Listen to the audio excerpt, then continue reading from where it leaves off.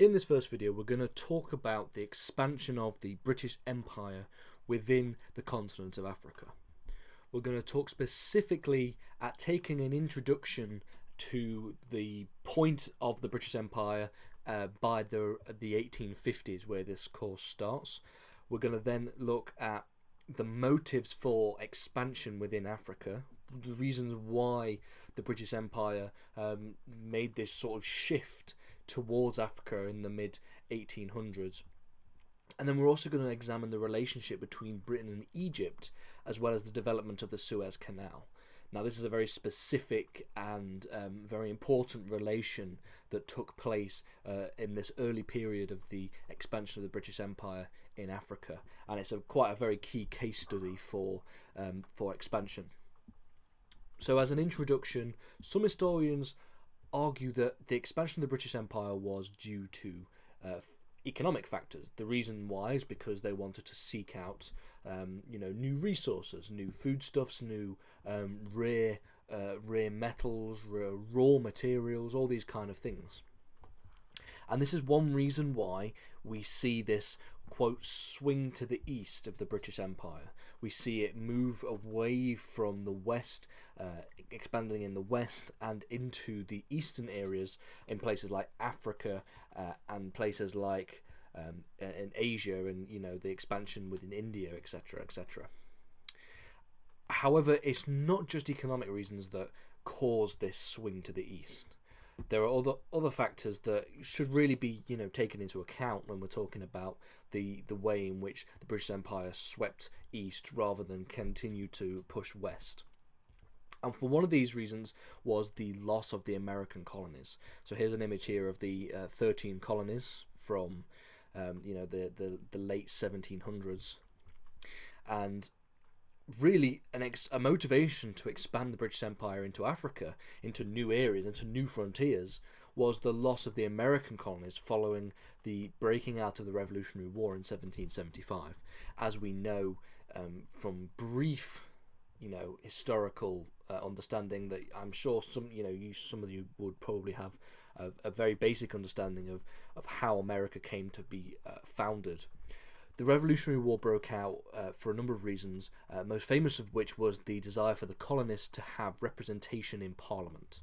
So this was, the motivation was the fact that they were being taxed without representation.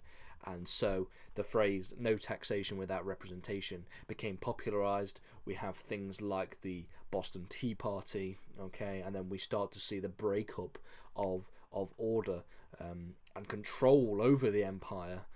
Over the colonies by the empire, and then the Revolutionary War broke out, which the American colonies won, and then founded America. So the British were defeated in 1783 with a little bit of help from the French, and the former British colonies formed the United States of America as we know it today. And so as a result, there was less area, less of an ability for the British Empire to continue to expand western into the Americas, seeing as it was American colonies that broke out and led to the Revolutionary War. So that motivated the British Empire, along with economic factors, to push east instead, into Africa and into Asia. There were other reasons for African expansion, one of them again being trade and economy. So the ideas of trade with West Africa wasn't a new principle by the 1850s at the start of this course.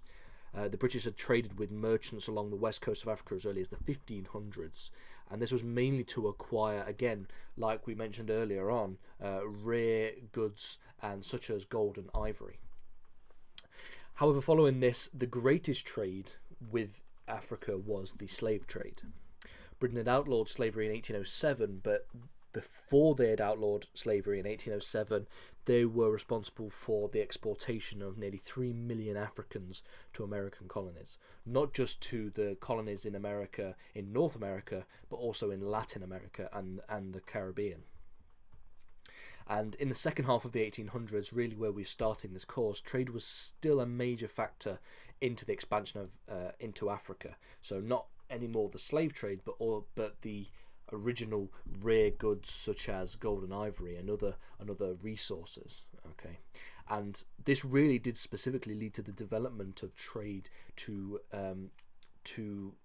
expansion to create trade routes inland of Africa, not just along the coasts.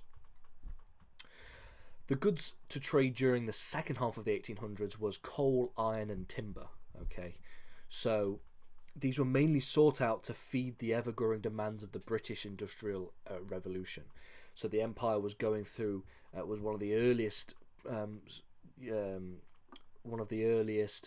empires to experience the Industrial Revolution, and this was partially due to the fact that they could rely on the economic exploitation of areas in Africa and in Asia and India to extract those raw materials such as coal, iron, and timber, and develop them into industrial output.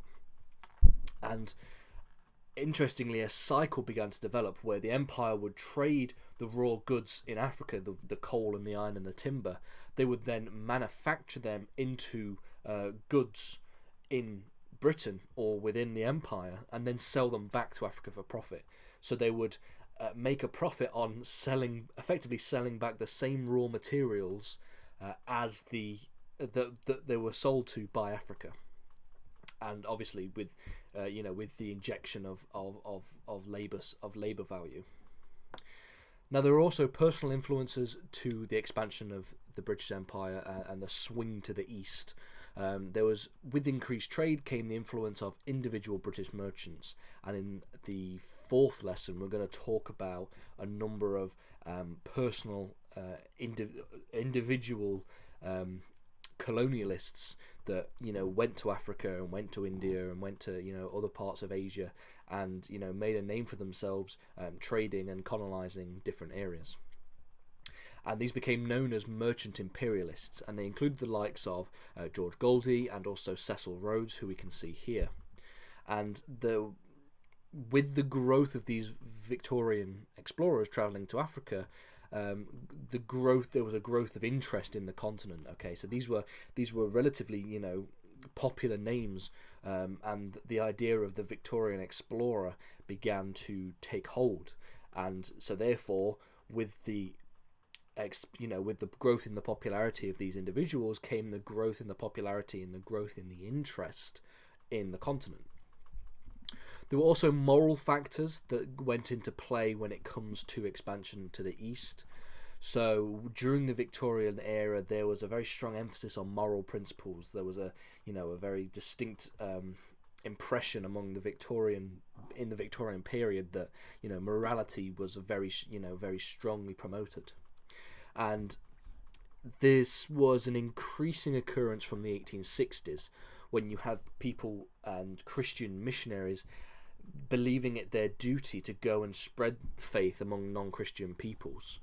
And many back then, some were supporters of the empire today, saw the expansion of imperialism as sort of spreading the civilization to the uncivilized people. And so that's what one of the positive aspects of the empire, allegedly a positive aspect of the empire was that it was expanding and bringing about civilization and spreading moral worths, things like the spreading of democracy and the spreading of technologies and the spreading of Christianity into all of these areas where there were, quote, uncivilized peoples. And one such example is David Livingstone, who we can see here, who forged a, quote, path for commerce and Christianity in 1858. So, with all this being said, we've talked about the reasons why there was a swing to the east, the reasons why there was expansion in Africa, but we haven't really talked about just how much expansion there was in Africa between 1857 and 1890, which is the period in this first chapter that we're looking at. Well, at the start of the 1850s and into the 1860s, notice that we're talking from 1857, so the end of the 1850s, expansion of the empire within Africa was relatively limited, and Britain had control over a number of West African settlements, places like the Gold Coast, and some minor trading networks in South Africa like the Cape Colony. However, between 1857 and 1890, the expansion of the empire was more significant. So there was a notable shift, and that's why historians argue that there was this, quote, swing to the east. There was a notable shift and a notable motivation to see more expansion within Africa between these two, between this period. So notable examples of places that were colonized by the British Empire were places like Zululand in 1879, southern Nigeria in 1884, Gambia in 1888, and also in 1888 Uganda. There are countless other examples that we could talk about. I was just giving a few notable examples here. And it should be worth noting, if we're putting this in context of the development of the empire as a whole, although this was a significant expansion compared to the first half of the 1800s, it was only really in response to expansion of other empires. And in the third lesson, we're going to talk about the expansion of other empires and why that led to the British Empire, feeling the motivation to take over and colonize these areas. And also, it should be noted that expansion began. The real expansion, the real taking over of new lands began in the 1890s, following this period that we're talking about here. So as a final note, we're going to talk about the relations between Britain and Egypt and how this ties into the Suez Canal. So up to the year 1857, Egypt was used by British traders as a route between Europe and Asia. The real growth in interest in Egypt, though, began because of factors that were outside of the control of the empire and the side of the control of Egypt, which was the American Civil War, which took place between 1861 and 1865. The American Civil War was when the Confederacy broke away, seceded from the Union of the United States, and went to war. So this was a time during the American Civil War when production of trade of raw cotton was limited, because a lot of trading of raw cotton came from the Americas, and it's quite hard to trade in raw materials if you have got to deal with a civil war at the same time. So the limitation on raw cotton prompted the British to seek out new sources for this raw material, and they turned to Egypt to try and find new ways in which we can see the production of cotton and the trade of cotton. And so the Khedive, Ismail Pasha, came to power in Egypt in 1863. So effectively the leader, Pasha, came into power in Egypt in 1863. And talking of Pasha, we're going to just explain his role in the development of the Suez Canal and the establishment of full control of the empire within Egypt. So Pasha was motivated by sort of modernization ideas that were put forward by the Ottoman ruler Mohammed al-Pasha.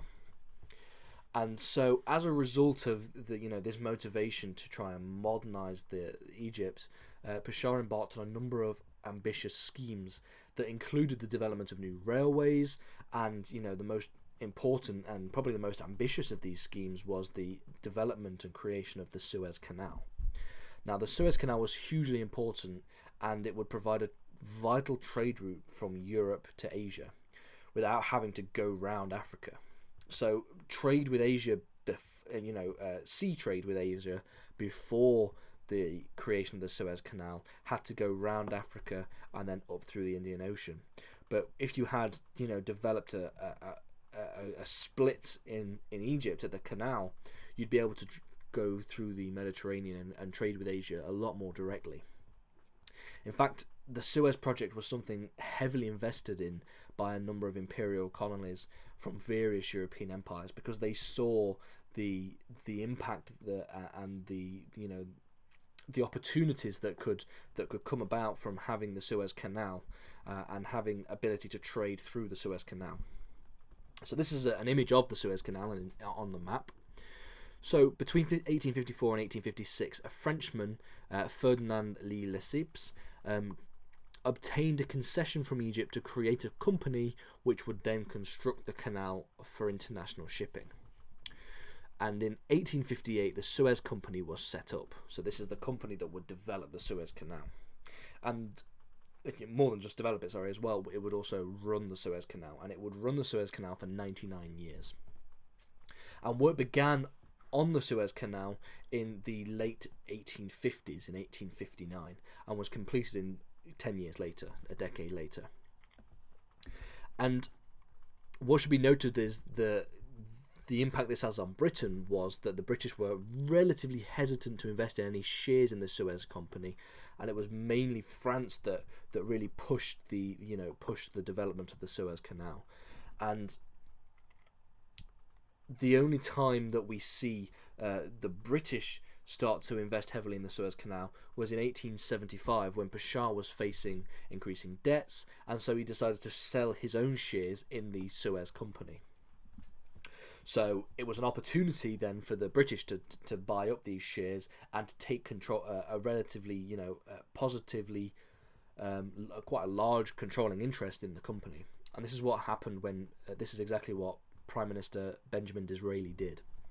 So initially his decision to purchase these shares was seen negatively by the British people, because they, it was spending a lot of money on something quite far away, effectively. However, the reward, the benefits that would come from owning part of equity stake within the Suez Company was just too much to overlook. You couldn't overlook the fact that it was going to be a positive thing for the empire. And despite France still holding a large number of shares, the British were able to control trade routes to their second main base within the British Empire, which was India, the jewel of the British Empire. And this purchase of the shares further increased British interests in Egypt, as you can imagine. So that was just an overview of how Britain developed a further interest in Egypt, mainly through the Suez Canal, and partially also due to the events that took place in the United States. But how did the British Empire come to control Egypt, to establish control? Well, this was due to a number of factors. So in 1879, Pasha was deposed by the Ottoman Sultan, and this was due to a number of reasons, including economic mismanagement. And you can point to economic mismanagement by talking about his having to sell the shares of the Suez Company due to debt. And his son Tufik became the new leader, and so he became the new leader following the deposing of Pasha, but only under the financial support from both the French and the British. So the French and the British still had control and influence over the political process. And it was because of this financial support, they had a large influence, mainly the British. And they were able to make a number of decisions as to the political positions of the Egyptian government. And one of them was to impose taxes on Egyptian food and goods and reduce the Egyptian military by 2/3. And as you can imagine, increasing taxes and laying off 2/3 of the Egyptian military would lead to unemployment and economic hardships for a number of people. And this led to a growing bolstering of nationalism, political nationalism within Egypt. And this nationalism eventually got out of hand, and a rebellion grew under the control of Colonel Arabi Pasha. And what should be noted is that the rebellion was successful in the sense that it made the new leader, the newly appointed leader of Egypt, appoint further pro-nationalist, anti-European members to government. So they managed to be successful in controlling and pressuring the government to become more pro-nationalist and more anti-European, something that is not in the interests of the British Empire, as it turns out. And in June 1882, political tensions grew and led to violence in the streets of Alexandria, where 50 Europeans died, which prompted further revolts and eventually prompted the British Prime Minister William Gladstone to intervene with British naval forces. So this is when the Colonel Arabi Pasha, not the previous leader, Pasha, Ismail Pasha, but the colonel who led this nationalist coup. They then responded by declaring war, and despite some initial success, initially they were defeated, but as the British commander Sir Garnet Wolseley was able to secure the Suez Canal and then retake Cairo. So there's a number of events that took place one stage after the other, and it can be quite complicated. But this is effectively how control over Egypt was established by the British, and then Tewfik was reinstalled as a puppet leader, and at that point the British effectively had control over Egypt. So that is the events that took place one event after the other in order for the British to control Egypt. And as a summary, when we're talking about expansion in Africa, so we've talked about the factors that led to the expansion in Africa, the economic factors, the factors in terms of trade, the moral factors, the spreading of Christianity, the influence that the War of Independence in the United States had on the swing to the east. We also talked about the British expansion in Africa, how it started slow, but then gradually increased within the second half of the 1800s. And then we talked about the long and complex history with Egypt and the interest that began to develop with Egypt following the American Civil War due to the limited amount of trade in cotton. And then we finally looked at the development of the Suez Canal and the international trade with between Europe and Asia through the Suez Canal, and how this was a catalyst effectively for the eventual overthrow and establishment of a puppet leader in Egypt.